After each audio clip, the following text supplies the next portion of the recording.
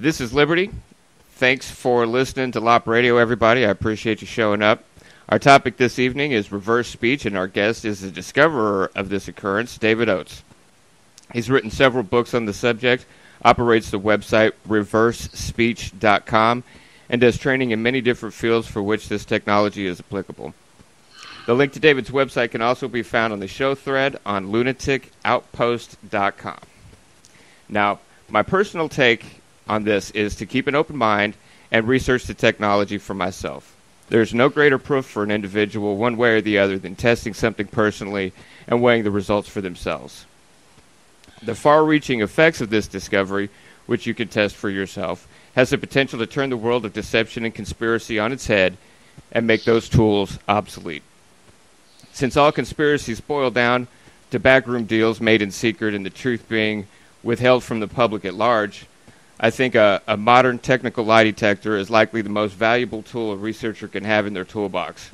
I honestly believe David's work has the potential to be that tool, and as such deserves an honest appraisal from anyone that's interested in the truth. That said, as with anything else presented on this show, decide for yourself. David, I appreciate you for joining us this evening.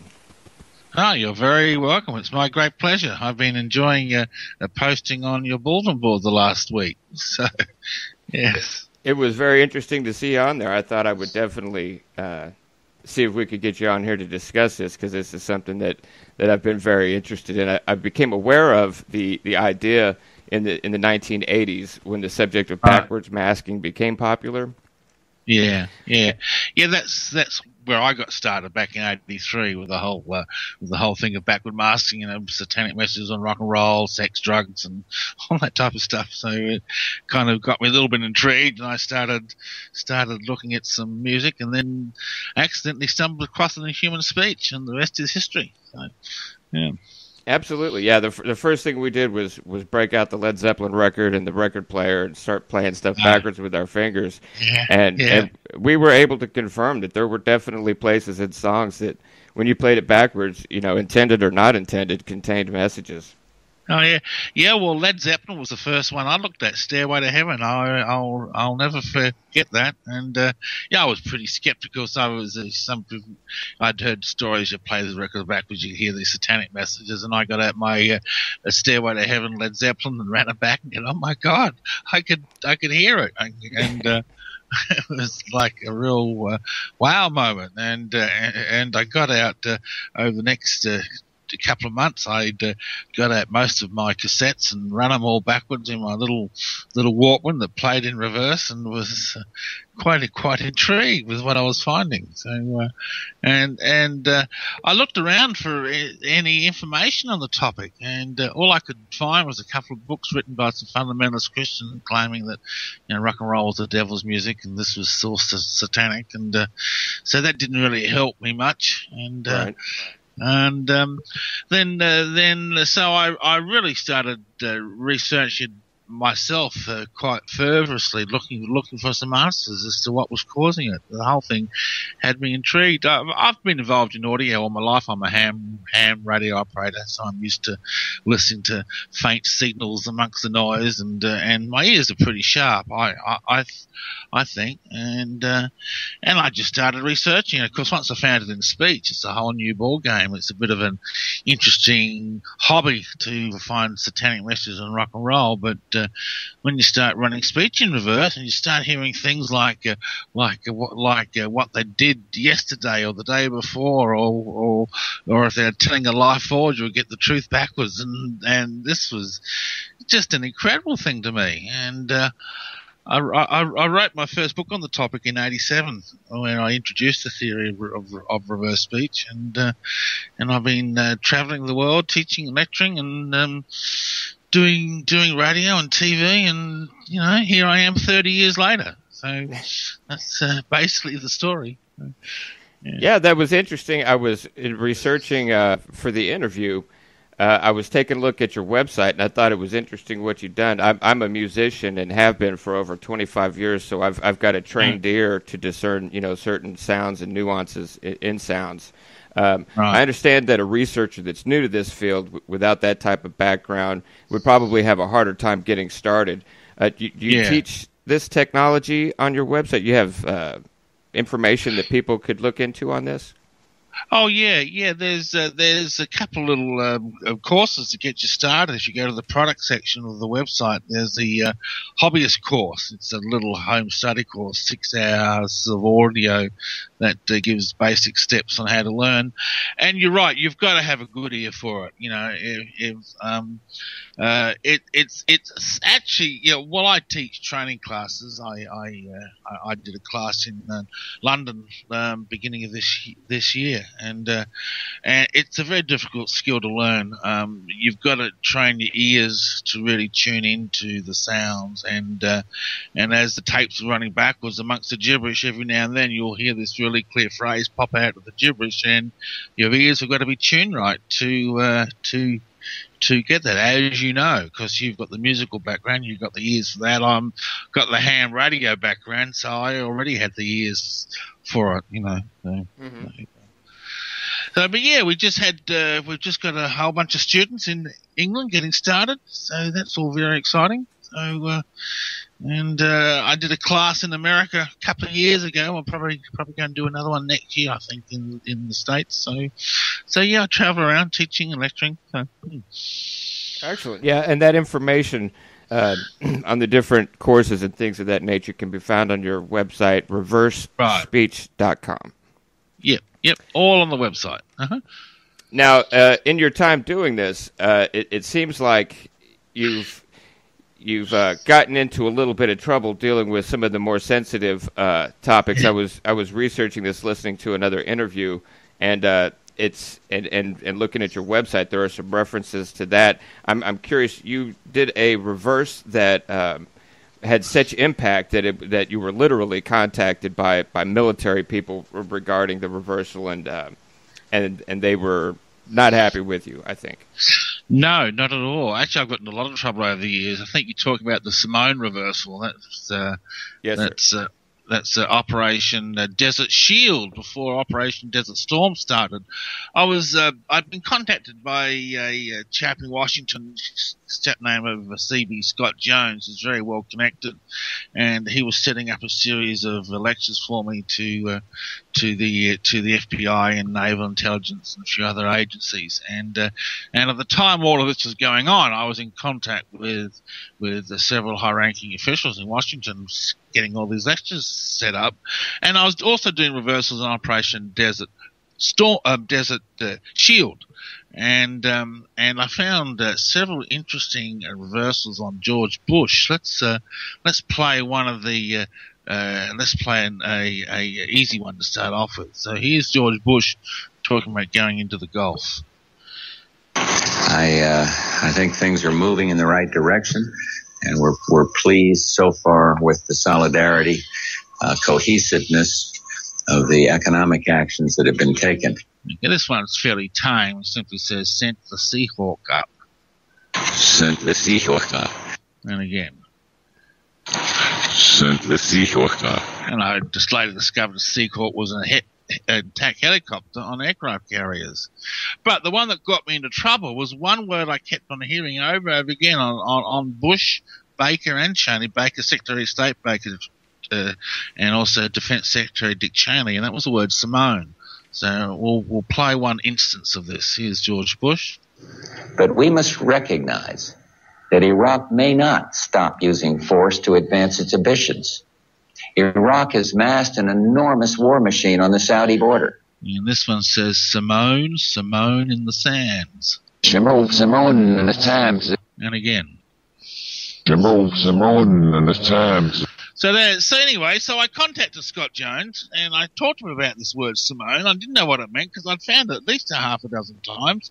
So he wrote a confidential memo to Dick Cheney, telling him all about reverse speech and whether the word Simone meant anything. And you can actually see that memo on my website. If you go to the Desert Storm page, you can trace the whole story. And anyway, somehow that memo was leaked to the press. And it went viral. It went right across the world, and with headlines as the president hiding secret code words backwards in his speech. And I Oh, it was big, and you can see the CNN news clip on my website as well. And so I was contacted by several people in Washington telling me to shut up, don't talk to the press, just lay low for a few months, and then we'll get you in and to do your lectures. And so I did. Anyway, I later discovered that Simone is an Arabic word meaning a dust storm in the desert, or desert storm. And so what I'd actually found in metaphor was the code word that they were using for Operation Desert Storm. And yeah, that was my baptism by fire back in '91, early '91. And yeah, that was quite freaky. And since that time, of course, it's happened to me many times since then. Like even this latest thing with Syria. I did my radio show. I do a regular weekly show, and I did a show last week, and based on the reversals I found on Obama. And I said, look, Obama's not going to go into Syria this week. He's not going to. He doesn't want to. All the reversals are saying, I don't want to do this. And bang, I've been watching it unravel on the news. Plans have been stalled, and now it's got to go to Congress for them to vote. And just before you ran me on Fox, they're saying he might not have the votes to attack. So it's happened to me many times. And I mean, reverse. Here, let me play you thing we're talking about. This is one I found on George Bush 2 weeks before we went into Iraq, and so we'll run this forwards. Will help that nation to build a just government after decades of brutal dictatorship. The form and leadership of that government is for the Iraqi people to choose. And this one says, we will sit in Baghdad. Rather sit in Baghdad. Rather sit in Baghdad. Rather sit in Baghdad. That's just uncanny. Yeah, I know. So I did a radio show, and I said, listen, we're going to march right into the streets of Baghdad. You wait and see. And bang, we did. 2 weeks later, American troops marched in triumphantly. So, yeah, pretty uncanny stuff. And of course, look, these are some interesting media examples, but most of my work is in private therapy. I've got a very active, very busy practice, and it happens to me every week. I'll find names of friends or relatives, or in things they've done the week before or the week before that, and it comes to a point where you got to say, this is not coincidence, this is not imagination. I'm not a psychic, I'm just an ordinary everyday Aussie, and I don't have a special magic tool, well, except for reverse speech. Yes, well, I guess I do have a special magic tool, but but reverse speech is a tapping into the unconscious, and it's my theory is that the language is bi-level, forwards and backwards. This is a natural function of language. There's nothing spiritual or psychic about it. And the satanic messages in rock and roll, which they were finding, were on bands who openly professed to be involved with the occult, and so the fact that you'd find satanic messages or references to drugs in the music of the 70s and 80s should be no big surprise, because that was the era of sex, drugs, and rock and roll. And, definitely. So that's what they found. Yeah. So but what they were finding in music was the very first indications of this dufold, bi-level form of human communication.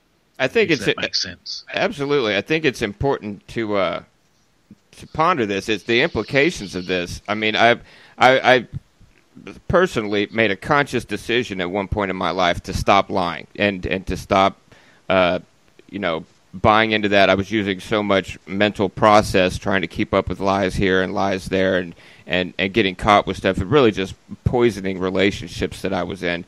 And once I kind of cleared the deck and said, no more lies, this isn't going to happen anymore, it really had an outstanding effect on my life. And so personally, I'm happy to see some technology like this arise that is effectively, it has the potential to put an end to deception. And if deception isn't what's basically screwing the human system right now, I don't know what is. Yeah. Oh, you're absolutely right. I mean, that is the ultimate implications of reverse speech. It if you accept the premise of reverse speech, then it means that there are no more lies. The politicians can't hide. The leaders can't hide. Whatever they're thinking or feeling has the potential to appear backwards in their speech, and that can actually sometimes be quite embarrassing. For example, let's play a little embarrassing reversal here. This is the one I found on Obama a couple of years back. When President Abbas was here, I discussed some of those same issues with him. I think it's very important that the Palestinians not look for excuses for incitement. This reversal makes you wonder what was on his mind, because he says, "Soon I must have sex." So they must have sex. So they must have sex. So there you go. You got to watch those little transient thoughts, But that's the potential of reverse speech. The little transient thoughts, the truth and the lies. And I mean, I don't know whether reverse speech is going to be accepted in my lifetime. It will eventually be accepted because it's real, and the skeptics will test it one day, hopefully, and find its reality. And it's going to cause a major shift in society. And we'll wait and see. I hope it happens in my lifetime. I'm certainly getting all geared up for some big time promotion over the next few months. So, I agree. I think there's been a major shift in at least American consciousness here recently, especially with the exposure of Bradley Manning or Chelsea Manning and Snowden and the different ways that we're finding out that we're being spied on and lied to. The people, they don't want that anymore. They want honesty. They want truth. They want their politicians to represent what they're about. Yeah, exactly right. And on the note of Snowden, let's show you a couple of reversals on Snowden that just basically points to his motives. So here we have Snowden. So long as the public gets to make their own decisions about how that's applied. And here he just says, "I'm just American." I wasn't just American. I wasn't just American. I wasn't just American. So he's a patriot. He's doing what he believed was his patriotic duties. I'm just an American informing the public about this spying that's going on in the NSA. So, and it's really the politicians that paint him as a terrorist with their propaganda, because now their lies are being exposed, and this is really just unraveling of the bigger picture at hand and like you said, it'll have major implications on society as we now have the technology. If this becomes accepted, to hold ourselves to a higher standard and really explore our minds and our brains a little better, and that's really what we need to do. I also think the point needs to be made in reviewing some of your other interviews. This was a point that really stood out in my mind, that you've got, I'm sure, skeptics all over the place that go after anything that's outside of the current scientific model. I call them the high priests of science, and specifically every guest that we've ever had here complains about Wikipedia or Wackipedia. And it being censored to conform with most of the current scientific models, and it's impossible to keep anything, any alternative knowledge out of there. It's so hammered on. The reverse speech page, of course, is no different. It claims that this is pseudoscience, and the people that are the interviewer pointed out that the people who are making these comments and criticisms aren't familiar with the work at all, and they're just basically covering their ass on this. And it stands to point out, why would you be contacted by the military if this is not an actual? So I worked for the FBI when in doing the Waco siege. I did a personality profile on David Koresh based on his reversals, and my recommendation to the FBI, there was two ways that he was going to come in according to Koresh's reversals, and that was if his grandmother was allowed to go in and negotiate, or if the FBI went away, and because his grandmother wanted to go in and they refused to let her in, which is very sad, because the reversal said that would have succeeded. So I know they've used it. I've done work with the police on not many cases, unfortunately, only a few. you know, and it is being used. And there was a news story on PBS on cable about 2 years ago that I didn't see, but several people told me about it. A police officer was interviewed who was using reverse speech in his cases, and he said on the news, "Look, this has proved to be remarkable. I've managed to solve several cases as a result of using reverse speech." Now, I didn't hear the story, but several people told me about it. So that's it's, you know, I think as the years go on. And especially now that I'm going to come back into the public limelight again, you know, we're going to see it used more and more and more. So, that'll be exciting. Yeah, it's basically making the case for you as these different people try it for themselves, and that was the point I wanted to stress at the beginning of this. That this isn't, you don't have to have $100,000 worth of gear. You don't have to have 8 years of college to get this all done. And now it is a discipline, and it takes time to understand the nuances of it. But anybody can basically download a free audio software, and I believe you have an application coming out and some software already available that helps with this. Yeah, we absolutely do. We've got an app coming out. Well, it should be out in a couple of weeks. We were supposed to have the first draft on Friday. I haven't seen it yet, but that'll be a free download for the iPhone or iPad. We'll be coming out with Android in about 2 or 3 months after that. So, so free on your iPhone. Your iPhone turns into a reversing machine, rather takes forwards and backwards. You can speed it up or slow it down and save your files. And so go to, if you're interested in the app, I've got a special site up for the app. It's iReverseSpeech.com. That's reverse speech with an I in front of it, with the name of the app, iReverseSpeech. And there's a little mailing list there. Just pop your name and email address in the mailing box, and we'll notify you as soon as the app's released. So so we're looking forward to that. We've got a software package out now for PC. It's really for professional documentation.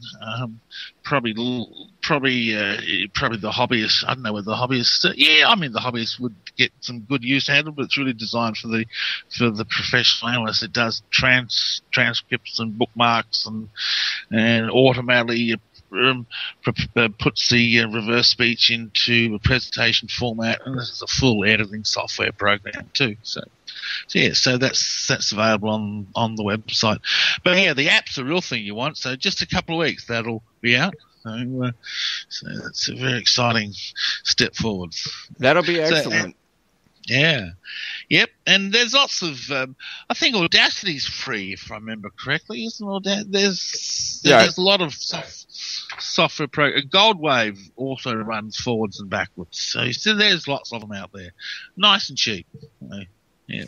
Absolutely. Well, moving forward, I'm really interested to hear some of your other reversals. We've had a resurgence of Princess Diana, and I'd also like to point out that while most of the information that deals with your reversespeech.com site is American-oriented, you also have an Australian version of the site, which deals with Australian people, which would be reversespeech.com.au. Is that correct?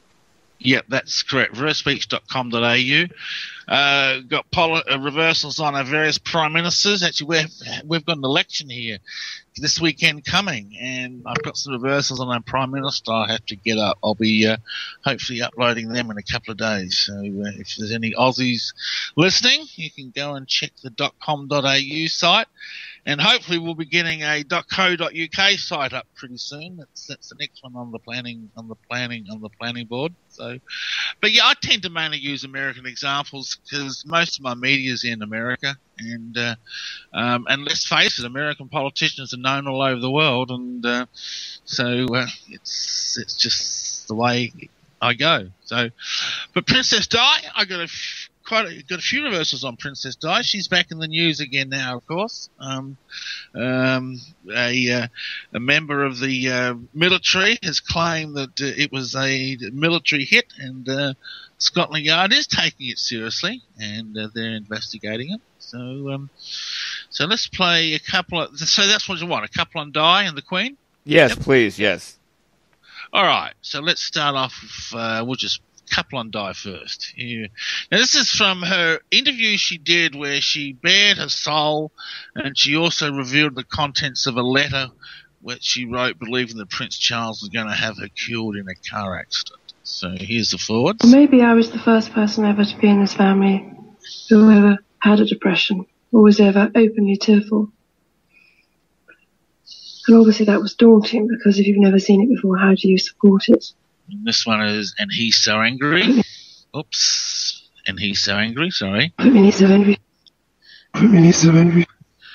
Yeah, that's very clear. Yeah. Very clear. Presumably referring to Prince Charles is what you would think on that one. And then we have this one here. Yes, I was at the end of my tether. I was desperate. I think I was so fed up with being seen as someone who was a basket case. Here she says, our love is over, so upset. Well, I love her so over. So upset. You hearing that one okay? Yeah, absolutely. That's exactly. I mean, it's sometimes I've done some research on some of your older ones. Some of them are a little clearer than others, but the ones that you played thus far are. I mean, it literally sounds like she's talking forward with just a few hints of the backwards stuff that you can hear in the background. Yeah, most of the reversals are pretty clear. I mean, my quality has gotten a bit better as the years have gone on. I think you find the reversals I play nowadays are clearer than the reversals I used to play 15 years ago. I've maybe got a little bit more strict in my standards. So, I'll play one more on Di, and then we'll look at the Queen. Rampant bulimia, if you can have rampant bulimia. And here she says, Nirvana behind me. Nirvana behind me.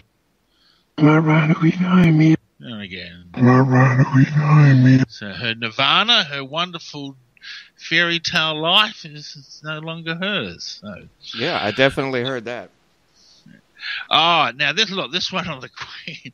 Look, I've got 91 videos up on YouTube under my channel, David Oates. Go and search YouTube under my name, David Oates. And but this one on the Queen gets me the most hate comments of all the 91 videos. I must get probably half a dozen comments a week from this video. People are furious with me. So this is the speech she made a week after Princess Di died, and she was actually forced to do it by Tony Blair. Said, the public have got to hear from you. So she came out and made this speech a week after. So here we go. This week at Balmoral, we have all been trying to help William and Harry come to terms with the devastating loss that they and the rest of us have suffered. And here she says, the fuss will serve us. The fuss will serve us. The fuss will serve us. And again. The fuss will serve us. Fairly cold sort of statement. She's basically saying, we're going to manipulate this position to our advantage. Okay? Yeah, she's all business, it sounds like. Yeah, that's exactly right. All business. Let's go and get this apology out of the way and turn this situation around so that we can benefit from it. So there you go. Rather fairly cold sort of statement. So yeah. All right. Here, let's play you some. I do a regular show each week. And which I think I mentioned, and I made a prediction on the show, not this Sunday, the Sunday before, that we wouldn't go into Syria, and at that stage, it was an unpopular statement because everyone was thinking, President Obama had just moved the warships in and. Off the coast, and the attack was supposed to happen any day. So here's two reversals. That's from the first one's not very clear, but it's significant. Here we go. Do we have the coalition to make it work? No, it says, do we have the coalition to make it work? And he says, don't begin it. Begin this. Got that one? Yeah, it sounds like he says, don't begin this, or don't begin it, yes. It could be this. Let's play it again. Begin this. And there's an S on the end, yeah. Anyway, and of course the coalition fell apart. because the Brits, that's what he's talking about for. Do we have the coalition? Let's play the forwards again. Do we have the coalition to make it work? And, of course, they didn't have the coalition because the UK voted against it. So there's one reversal that says he doesn't want to get involved. And here we have another one. What I've also concluded is that direct military engagement, involvement in the civil war in Syria would not help the situation on the ground. And this one says there is no worse than an involvement. There is no worse than an involvement. There is no worse than an involvement. You got that clear as a bell. Yeah, clear as day. So Obama doesn't want to get involved in Syria, and I don't care what he says publicly. He doesn't want to get involved, and here's another one that makes me think this. Countries break international norms on weapons like chemical weapons that could threaten us. And here he says, no one will shine on it. No one will shine on it. No one will shine on it. No one will shine on it. In other words, no one's going to benefit from this. Okay, it's a lose-lose situation. And we'll wait and see what Congress says now. But I think Obama certainly had the authority to go ahead with it without Congress, and I think he just put over Congress as a way to save face and to get himself out of making the decision. I don't know. We'll see. I agree. It wouldn't be like he hasn't set precedents in the past of bypassing congressional agreement with his declarations of war, moving in and doing stuff. And I really, what I hear mostly are some of the other people who, like John Kerry, that would probably benefit from this in many different ways that are doing the warmongering. And I didn't really get the impression, like call it intuition or whatever, that Obama was really interested in going in and getting us involved in that. And it's really reflective, if you believe the polls, in the American public. We're not interested in another war. We're not interested in starting two more wars with people and possibly having things happen here in the United States. And that's good to see. It's good to see people finally getting a political awareness. And I think the internet has a lot to do with that. And I think the internet has a lot to do with helping alternative information and bringing that information into mainstream, which has hopefully benefited you quite a bit on this. Yeah. Oh, yeah, absolutely. But yeah, John Kerry has certainly been beating the drums. He wants a blitz. And listen to this one on John Kerry's thing. We brought him up. So why isn't that opening? All right, here we go. It is directly related to our credibility and whether countries still believe the United States when it says something. And this one says, reveal the blitz. Reveal the blitz. Reveal the blitz. And again. Ooh, yeah. Reveal the blitz. Yeah, so there's John Kerry. Clear as day. Yeah, clear as day. And he's banging the drums of war. So, Obama's doing the opposite. So anyway, so there you go. Yeah, the Nobel Peace Prize winning Obama, I'm sure he doesn't necessarily, while he did carry out the war effort from Bush, it seems like he's not interested in starting another one, and I think that's probably a really good thing in my opinion. Oh, I think so too. I'm not laying any rubbish on Obama. I'm just saying this is where his mindset's at. I've always of the opinion America should stay out of international affairs, but then I'm an Aussie citizen, so what do I know? Well, that's the same opinion that the founding fathers had. They said stay out of foreign affairs because you'll get entangled into something that you'll be unable to get out of. And I'm not a huge fan of Obama or any politician. The last president that I really had any respect for was probably in the 1800s, and anybody that's worked towards doing any effective change has been, summarily bumped off along the line, and so I can see where they would be under pressure to kind of try and toe the line. But hopefully he'll be able to stand up a little bit, and we'll be able to stand up a little bit and back off all of this violence and death. That will be nice. Yes, indeed. David, can you tell us a little bit about your radio show? Is it how we could listen to it, and if there's archives or anything like that we can keep up with some of this information? Oh yeah, sure. Well, it's actually Truth Frequency Radio. It's on every Sunday. If you go to davidoates.com, that's my own That's my radio show website. That's with an ES, David Oates, OATES.com. And all the archives are there. Just click on the radio shows, and all the archives of my weekly show are there. And actually, all the archives of every show I've done for the last 15 years are there. There's hundreds of shows on DavidOates.com. So you can scroll all the way back to even my very first appearances on Coast to Coast AM back in the 1990s. They're all on there too. And for those who don't know, I'm going back on Coast to Coast AM this week on Thursday night. So you can tune in and listen. It's going to be a very simple show. I'll be playing reversals I played here. We'll just be doing some really nice, basic, straightforward, simple examples to reintroduce reverse speech to the American public. So I'm looking forward to that.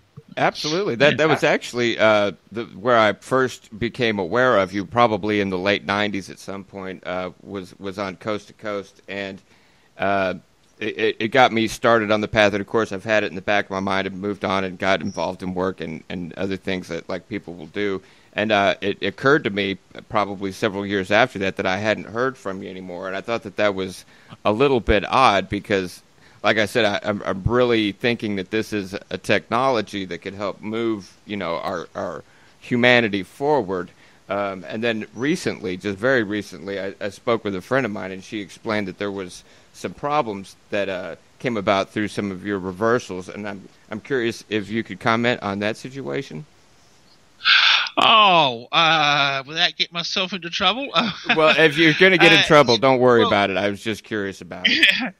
No, well, basically, I came up with some information that I don't think some people were very pleased about, and I had a bit of a fallout with Art Bell on Coast to Coast, and as a result of that, I wasn't asked back on Coast to Coast, but now I am. So there we go. But here I'll play reverse. This is on remote viewer Ed Dames, who I did reversals on. Let me tell you what SciTech stands by. There is in the Cydonia region, there is one specific feature that we have remote viewed time and time again. We were so astounded by it. And again, don't forget that these are very interesting to us. And he says, received the big fund making it up. Versus the big fund making it up. Versus the big fund making it up. And again. Versus the big fund making it up. So that sort of puts Ed Dames in a bit of a bad light, doesn't it? Absolutely. It kind of exposes some of the things that specifically on Lunatic Outpost that we're worried about, people getting compromised by money, and it also kind of exposes how the system behind the scenes work and how sometimes the conspiracy can also be the conspiracy theorists can also be corrupted by the conspiracy, which is sad. But we've got people like you and technology like this to be able to expose that stuff for ourselves. Yep, and I'm going to continue doing that. And I've got more and more people around me now who are going to do more and more reversals, and you're going to see a resurgence of reverse speech over the next few years. So just sit back and watch it happen. I've been preparing and planning for it for years. So, yes, I went home to Australia in 99, and I pretty much disappeared from the international scene, although I had some local Australia media, and I did classes in Australia, and it's only in the last 3 or 4 years that I've wanted to get back in the international scene again, and so I've been getting ready for it slowly but surely, and I think we'll give reverse speech another crack. I think the world's a little bit more ready for it now than what it was back in the 1990s. So we'll see. I definitely agree.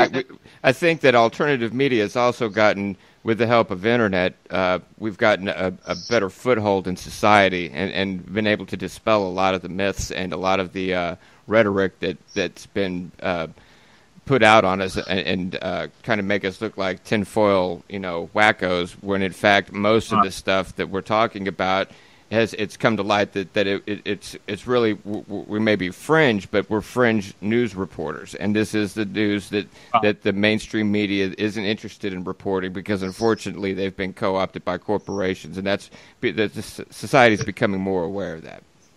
Yeah, that's exactly right. Oh, look, the internet media is really important.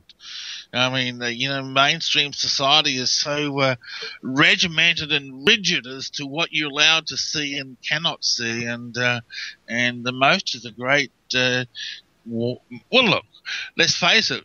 Many great discoveries all happen in the fringe first, before they filter out to mainstream. So, yeah, absolutely. That reminds me of things like the flat Earth theory being debunked, and the Earth spinning around, the sun spinning around the Earth. Those people were certainly the conspiracy theorist lunatics of their time, and now it's meted out. It's in the history books, and I think that with the greater access to information that we have now, and people are doing a lot better at parsing this information and figuring out how to tell if somebody's, they can do research and see if this person is owned by this corporation.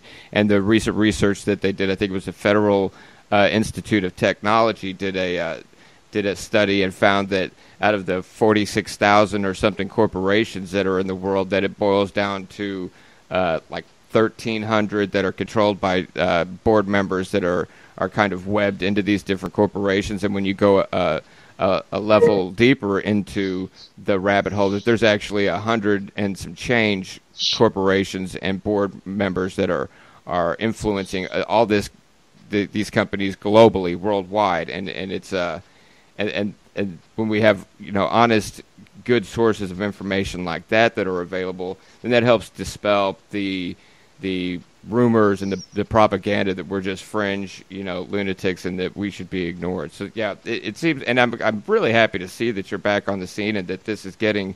I'm really happy to see you back on Coast to Coast. I think that's going to be pretty epic. What day is that? That's going to be. What day is that going to be on? That's on Thursday, September the 5th. I'm on the first 2 hours from 10 to 12. So no, that's great. I'm really excited about going back on, and I've got nothing but gratitude for George Neary for extending me the invitation. That's very nice of him. So and Reverse Beats gets its second coming. Absolutely. Yes, that's great. I'm curious. I'm going to check here in a second and see if we have any questions from the listening audience, from chat or from thread. Right. I'm curious. Do you have any good meaty stuff that you can play for us? Some of the stuff that is clear and obvious, and be it gossipy or political or whatever. It would be great to hear. Oh, something that's clear and obvious. Let's play a clear and obvious reversal first. Here's Angelina Jolie. I grew up kind of very aware of my own emotions. Listen carefully. Tell me what she's saying backwards. I am very aware. I think she's very aware. I think you're absolutely right. I think that's clear and obvious. Was that clear and obvious enough for you? Absolutely. All right. Here we have another clear, obvious reversal. This is Biden praising American troops. You're the most capable warriors in the history of the world. There has never been a fighting force as capable as you are. Okay, see how obvious this one is. You're chicken. Did he call them chickens? He did not say you're chickens. That's exactly what he called them. He called them chickens. That's what we call an incongruent reversal. Okay, so I've got so many that are clear and obvious. I think. I was probably taking a trip back to some of your older ones when you first got started, and I'm glad you clarified and said that you've got a much stronger filter on what you're looking at now. I've seen some others from other people, and they kind of are using metaphors and things like that. But everything that you've played today has just, it sounds like they're talking forward using regular language and regular concepts. Yeah. Well, this is what I say to the skeptics. We're not trying to make gibberish, trying really hard to fit something in there. These are really clear, obvious phrases. It's not rocket science, this stuff, Look, here's another one. Here's a woman talking about her love life. Listen to this one. It's good on you. Just the weird part, which I just kept to myself, is that I'm noticing I get this, like when I met Michael, I was immediately attracted to him and I wanted him and I still want him, not as strongly, and I won't go there. And here's what she says backwards. I want him in. I want him in. I want him in. I mean, you know what? She wants a man. Can't get much clearer. Yeah, she absolutely does. Yeah, absolutely does. So, and I got dozens and dozens of these, you know, and you know, some of them I play without prompting. Some of them I prompt on. You know, I get criticised for prompting, but look, people put subtitles on TV if someone's speaking with a thick accent, and no one says, "Oh, he's obviously not speaking English because they had to put a subtitle on there," you know, and Sure. And I get that criticism for prompting. But some reversals are hard to hear unless you've got an ear for it, you know, and in the short time I'm on the radio, I don't really have time to totally train people up on how to hear the reversals. So on some of the more harder ones, I do a little bit of prompting. So anyway. I'm curious. It's very interesting. Of course, most of us are familiar with, you know, the political and the celebrity stuff, and I'm interested in seeing the ways that it can be utilized in psychiatry and psychology and stuff. This is all kind of based off of the Jungian method of the subconscious and kind of an extension of that. And it seems like you could probably, you know, record yourself talking to someone and play that information back. And, you know, nobody knows their own voice, you know, better than themselves. And I think that would be a very valuable tool. Do you do this is something that you use in your work as a counselor? Oh yeah. I have a very busy practice. I'm a hypnotherapist, but I use reverse speech in my practice, and I do all my work over the phone. All of my clients are in America and England. I have no local Australian clients at all. So basically, what I do is you'll call me up, and I'll tape you for 30 minutes. And the reversals will give me a very detailed look into your unconscious, and I'll be able to see fairly clearly what's going on. If you've got money problems, what's causing that? You know, oftentimes it goes back to childhood, and the reversals will tell me. And the use of reverse speech in psychotherapy is just so exciting. It's as significant to understanding the human mind as the discovery of the X-ray was to understanding the human body, because reverse speech allows us to look into the unconscious patterns. And yes, it is very Jungian. Jung was really into his metaphors, and reverse speech, when it's talking about psychological issues, is very metaphoric and archetypal in nature. The unconscious thinks in pictures or metaphor, and these metaphors describe various factors or functions of the unconscious. And so, what I'm looking for is the metaphoric map. Now, let's supposing you came to me with a motivation issue, you know, and I might find a reversal that says I have a sick wolf. Wolf in reverse speech is our drive, our motivation. So my approach to, if you've got a metaphor or a picture in the unconscious that says I have a sick wolf, then if we change that metaphor, can we also change the behavior? And so what I do is I then take my clients down. I hate to use the word hypnosis, but that's what it is. It's a hypnotic trance. Different type of trance. You're fully awake, talking to me as we do it, and I will have you see a wolf who is sick. And then we'll fix the wolf up, depending on other reversals. We may have to take the wolf hunting, you know, or take him to a river and wash him. I'm not too sure. Depending on what the reversals will tell me what to do. And then as I take my clients through this pictorial journey in the unconscious and we change their metaphors, we're also changing their behavior and their outlook and their outcomes. And so I believe the discovery of reverse speech in itself is amazing, but it's the other things that it's led me to discover that are even more amazing. How the unconscious works, how human behavior is really formed in the unconscious, and how can we change that human behavior.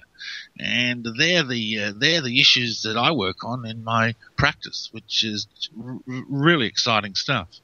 That's got to be that's definitely 180 degrees from what we're used to in the States of I don't feel good. Here, take these drugs. Not these drugs over here that have been used for thousands and thousands and thousands of years, because those are bad for you. But take these drugs over here that somebody pays me to prescribe, or maybe not, but these that are associated with, in a gigantic corporation. And unfortunately, that's kind of the culture in America. If I don't feel good, give me something to change that. And it seems like any real shot at psychology has been completely drummed out of our society, and they, of course, have the propaganda for that it's not really a real science, that if you want science, then you'll take this drug because we have scientists working on this in a lab, and we know this will fix you. And unfortunately, they don't know it will fix you. No. They don't know exactly what it might do, because it's only been on the market for a year or two. And I'll tell you one of the specific examples of this that just makes me completely crazy. Of course, the use of Adderall and things like that. We saw it hit the market in the early 90s, and they said, well, this will fix your child. He'll have great test scores, and don't you worry about it. He'll be listening to you. And they're children. I mean, what are you going to do with a child that doesn't want to pay attention to something that you want them to pay attention to? Do you give them this hardcore amphetamine and then, which basically just makes them scared, and they'll do whatever you want them to do at that point? And what we really have seen come out of all of this, we haven't seen any more Einsteins or Teslas or any great geniuses come out of this wonderful drug. What we've seen is an enormous spike in methamphetamine abuse right about the time that this thing hit the market. So it's really not it's not got a great track record at all, and it's unfortunate because this is something else that they can bank off of, and it's really sad. I would love to see something more natural, and of course something that helps everyone understand their mind and how it works. Do you have some of these other metaphoric? See, the metaphoric ones were the ones that kind of threw me because they seemed very open to interpretation. But I imagine once you deal with this after a while, you begin to become familiar with what the metaphors stand for. Do you have some of those examples? Yeah, sure. Exactly right. And, well, look, when I first started doing reverse speech, I had no idea what these metaphors meant. They were very much of a mystery to me. But I've been able to, over the years, seeing them in the same context over and over again, get to some meaning. Okay, let's play a simple one. So this is on me, actually, talking to a client who's recovering from a nervous breakdown. You strike me as a very enthusiastic guy. I mean, certainly the time we've been together and you've got all full of ideas. Is this latest? Is this just your latest idea? Is it just all froth and barble, or do you really want to get out? And do you really I really want to get. This one says, "See the wolf fallen in the lake." See the wolf fallen in the lake. See the wolf fallen in the lake. And again. See the wolf fallen in the lake. Absolutely. I'm sure you would agree. All right, so wolf is our motivation. I know that because I've seen it under that context time. And I've got a metaphor dictionary. You've got about 1,000 references in the dictionary, and I'm constantly updating it and upgrading it, refining definitions. And you look, I will agree that, metaphors are open to interpretation. And when I'm explaining them to my clients, I'm always open to their input as well, because it's their metaphor. They may have more insight into what it means, but for the most part, I'm fairly confident. And a lake in reverse speech comes from the water group. It's emotion. So when the reversal says, "See the wolf fall in the lake," this man is drowning in a sea of emotions. Okay, so which is logical because he was a salesman. He's just had a nervous breakdown, so his wolf has fallen in the lake. So and my approach to fixing that will be to put him under hypnotic trance, see a wolf in the lake, and pull the wolf out. And as I change that image, we're also changing behavior. I know it sounds simple, but it really is as simple as that. And go to my website, folks. Look at some of the testimonials on the website. Some of the successes I've had. The video testimonials are quite impressive. You have to download it. It'll take you about 15 minutes to download it all, but certainly well worth it. Let's look at Let me see, what else can let's play.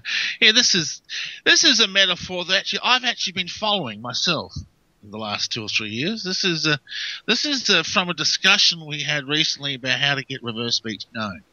Where it'll be good, I feel, is that if I can get a handle on what metaphors people may be running, we can sort of have a look at what sort of people we're looking for to come into reverse speech. Because right now, an overactive goddess obviously isn't as bad as a rabid wolf or a Rosalind.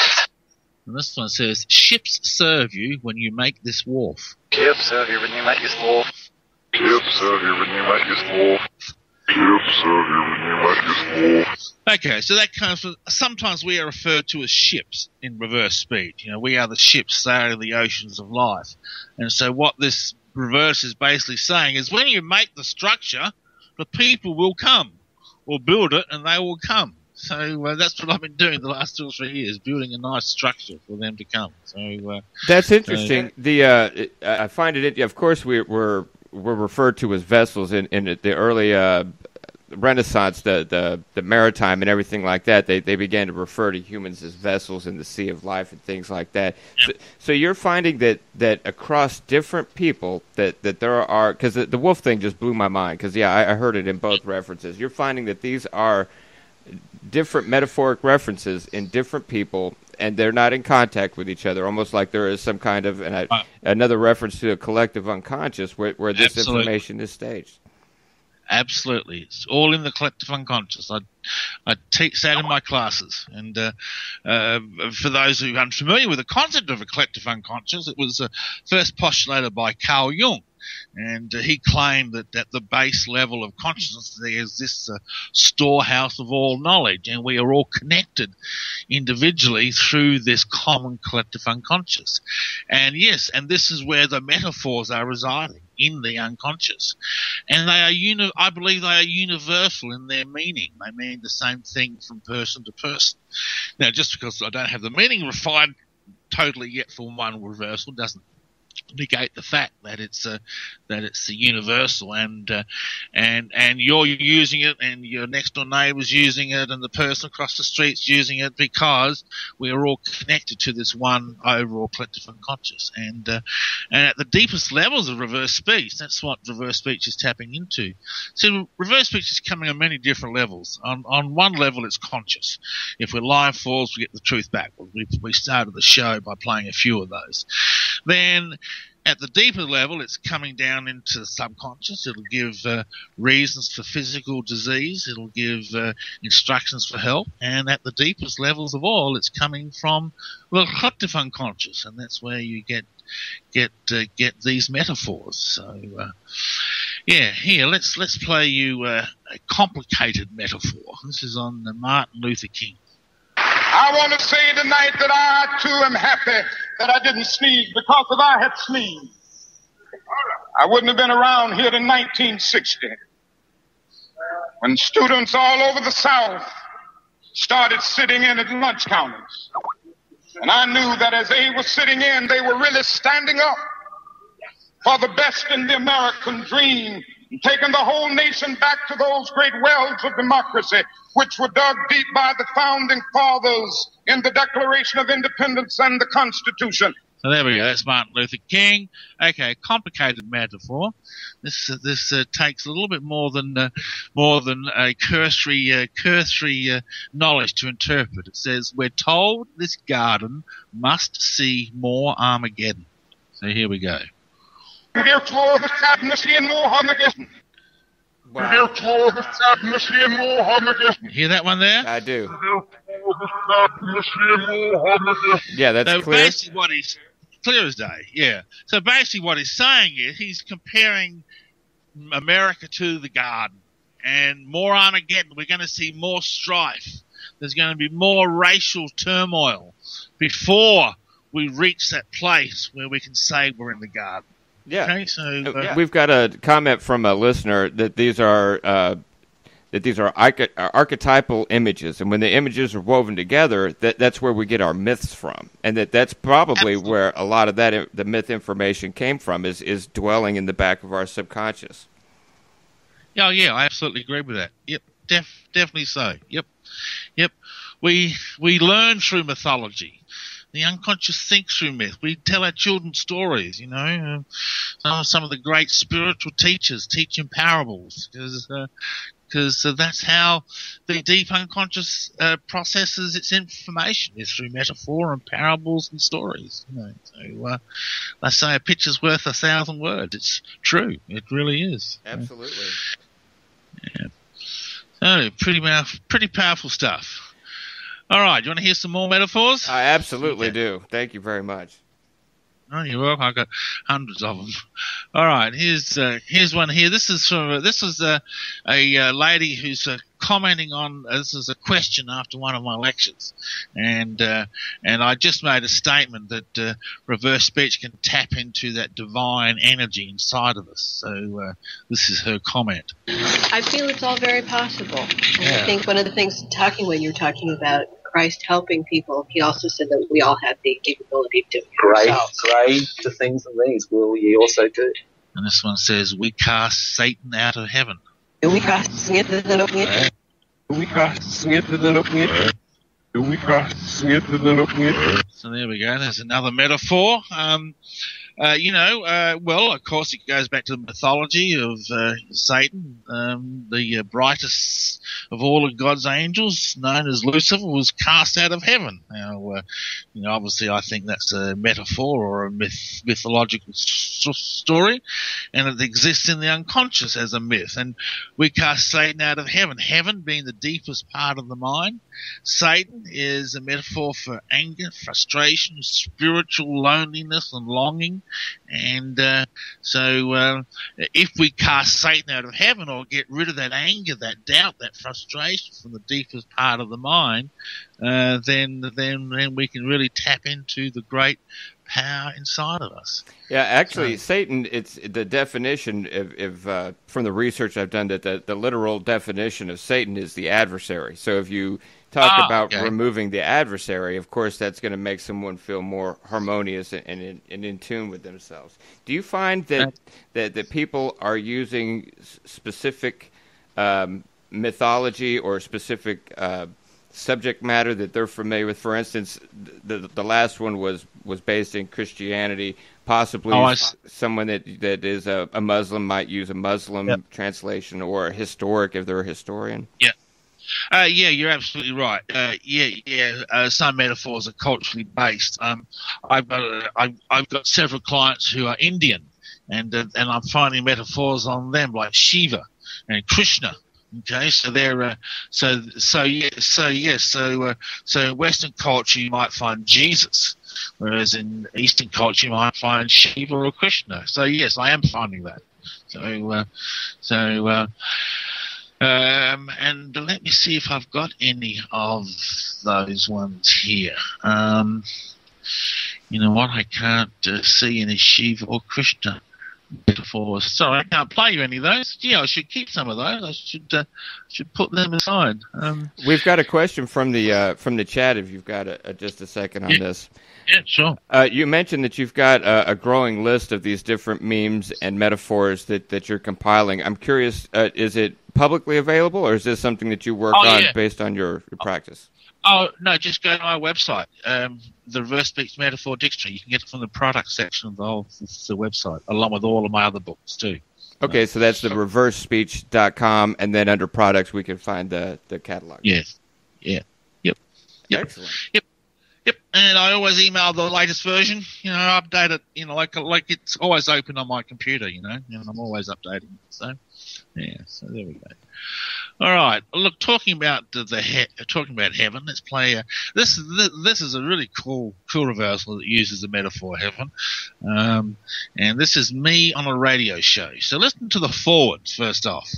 Some people ask me, does reverse speech endorse any particular religion? And the answer to that is no. There are no deities or religions that reverse speech endorses or says this is right or this is wrong. It just talks about the soul and the endlessness of life. And that in itself is very powerful. Indeed. And this one says, it's the voice in heaven. Yes, it's the voice in heaven. This is the voice in heaven. Wonderful reversal. Yeah, clear as a bell. Again, I could definitely make that out, and I could see how the metaphorical conclusion of that would be possibly making the transition, the connection between heaven and the subconscious or something like that. Is that kind of what am I on the right path there? Oh, yeah, you're absolutely on the right path there. Yeah, heaven's a common metaphor. I interpret as being in the deep unconscious. That's my interpretation of it. So reverse speech is a voice from the deep unconscious mind. So. I'm curious, we have another question from chat real quick. Have you recorded some of the more popular channelers and reversed their speech and seen how this is almost like, second-hand type of information from what they claim? Yeah, no, I really haven't. I reversed one channeler many years ago. I can't think who the name of it was now. Some person up in Seattle. No, I can't think who it was now. And the reversals were disastrous. They were all negative. They were shocking, Satan and Nazi and oh my, yeah, they were disastrous. But no, I haven't really done it. And just because I got one bad one doesn't mean that there aren't good ones out there. So I really haven't done enough work to make any real definitive comments on that. Absolutely, and I think it's interesting that the way this technology works, that most BS detectors, I think I've got a pretty decent one, but I really have to be right in front of the person and be able to parse their body language and different things like that for it to be effective. I think it's interesting that this can be done not only on live speech that you're recording, but this can also be used on archives into the past and get a look into past presidents, past celebrities, and take a look at motivations and things that they were thinking about at the time. I think that's great. It was also mentioned in another interview that I think is probably something that's interesting to bring up here and reiterate. This is not just an English phenomenon. You're also finding these reversals in different languages. Oh yeah, sure. Well, I can only speak with authority with three languages: French, Spanish, and German. They're the three bilingual people I'm familiar with who I've put through training. They're finding reversals in their own language, of course. They're also finding the metaphors are the same too, which I find very interesting. Wow. Yes, interesting. Adds more weight to the fact that we really are tapping into a common collective unconscious. If someone is bilingual, you'll get reversals in both languages. One reversal may be in English, the next one will be in French. I've even been told that sometimes the language will change halfway through a sentence. The first half will be in English and the second half will be in French. So that's quite amazing too. So that's an insight into the thinking process. Maybe having to switch to another language to bring about a specific concept. Yeah, I'd say so. So fascinating stuff. So and sometimes here we have Bin Laden speaking Arabic. الإخوة الذين نحسبهم شهداء للأخ عبد العزيز المعسي الذي قتل في الرياض لا حول ولا قوة إلا بالله والأخ مصلح. Backwards he says, in English, I will buy you the palace of evil.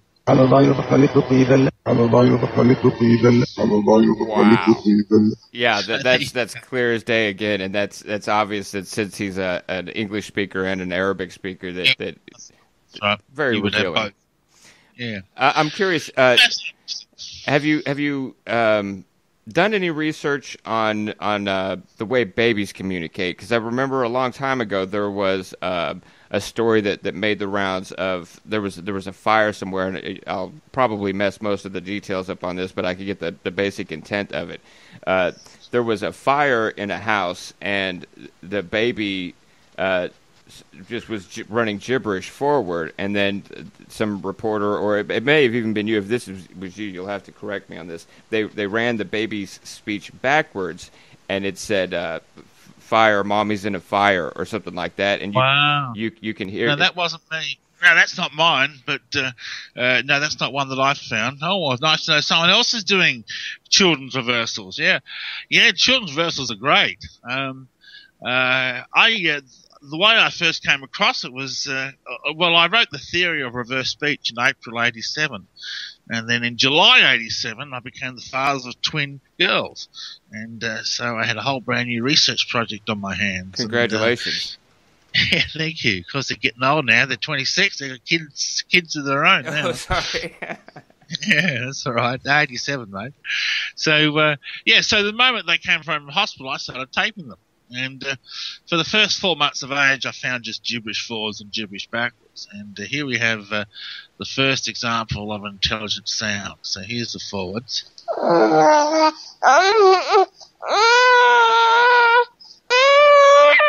And I run it backwards, and you hear the gibberish, and then she says, hello.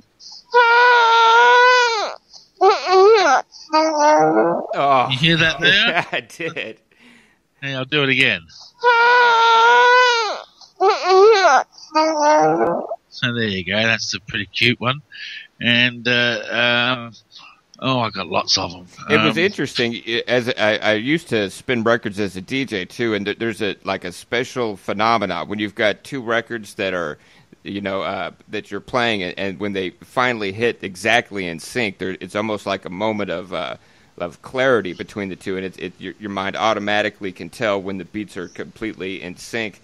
And when I listened to that, the very first part sounded like hi, like it was maybe developing the shorter version of a greeting, but when it said hello, you could really tell. It was almost like it shone through. It was clearly communicating more so than the gibberish part at the beginning. Like that was actually an intended communication. Do you find that? Oh yeah, for sure, yeah. Oh, communication is definite. Here, listen to this one. This is at 12 months of age. This is my daughter in a bathtub, and she's trying to pick up a cup, and she can't pick it up, and she reaches out to me for help. So here's the forwards.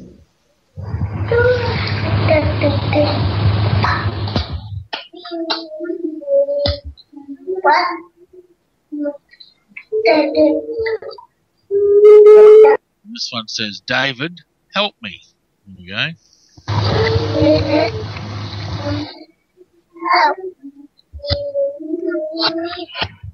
You hear that one? I did. She's just exactly said David. I mean, there's no mistaking that at all.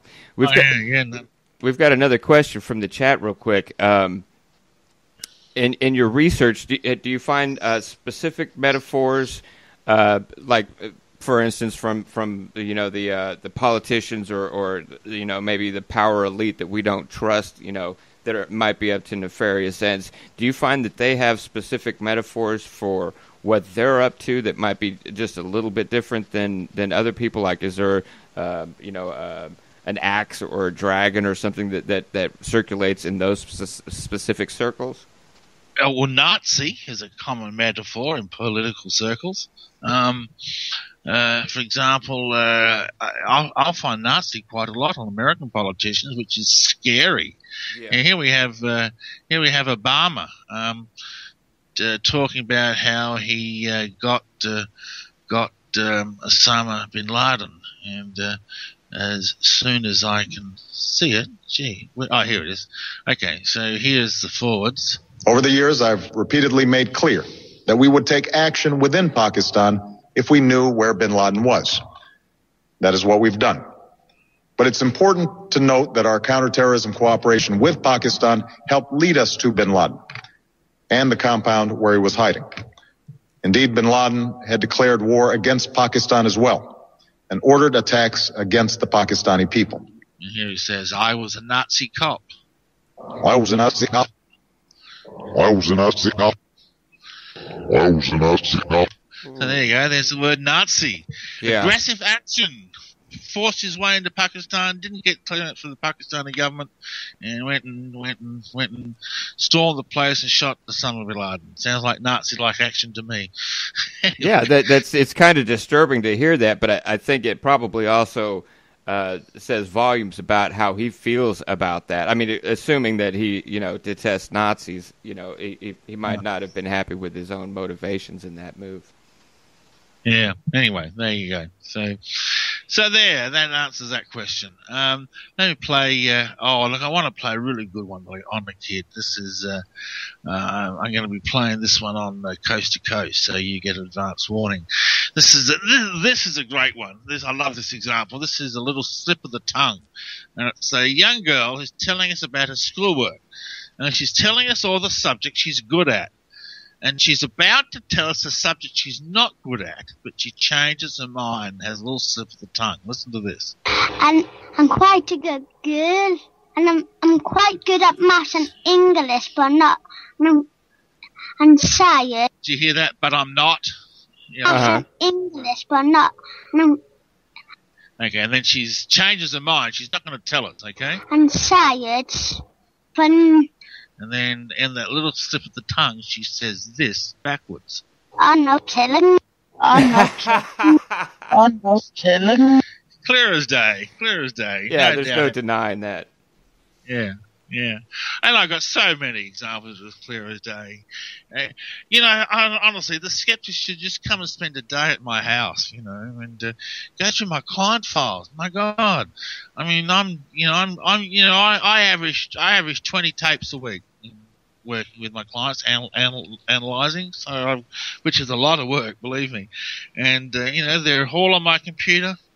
Thousands and thousands, hundreds of thousands of reversals on my computer, and I've got so much, and most of them are as clear as the ones I've played on your show.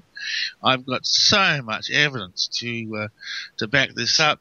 And the Skeptics, they come out, I love the Skeptics. They come out and they spout all their arguments, and my question is, okay, and tell me, how many hours have you spent playing tapes backwards?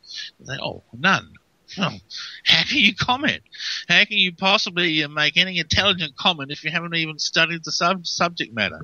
It's crazy stuff. It is. It's sad, and it's more like they've their agenda becomes apparent that they've got something that they need to protect, and if they don't protect that correctly, and I'm sure it's coming at them from all sides at this point because of all of the different information that the public is able to get to and verify research for themselves through the internet, that it's not, the big three TV stations that are putting out the candy-laced stories that the media wants you to hear, that the corporations that own the media want you to hear.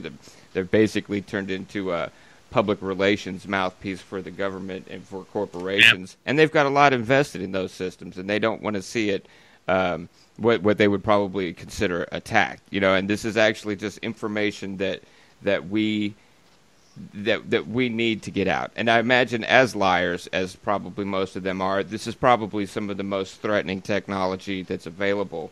I would agree. I'm curious. I always have to bring this up. I'm a real fan of Tesla, and I don't know if he's got any recorded voice, but I would be very interested in hearing some of that information one of these days. I'll have to do some research on that myself and see how it comes out. Yeah. If you find some audio, send it to me. I'll do a reversal on it. I'm sure there should be some audio of them around the place. I would hope so, somewhere. I would think so, yeah. Yeah, we got. I try to do a lot of the public figures, as many of them as I can. There's probably close on 10,000 reversals on my website. Actually, probably even more than that over the years. I mean, my website's been online since '96, so I just keep on constantly updating it all the time. The way to get to those samples, that's reversespeech.com, and is there a specific link that we can click on to see those? It says examples, reversespeech.com, and then just up on the top you'll see examples, and just click onto that, and there's all the various categories you can choose from. So. Excellent. Yeah. All right. Well, do you have some more time for us, or would you?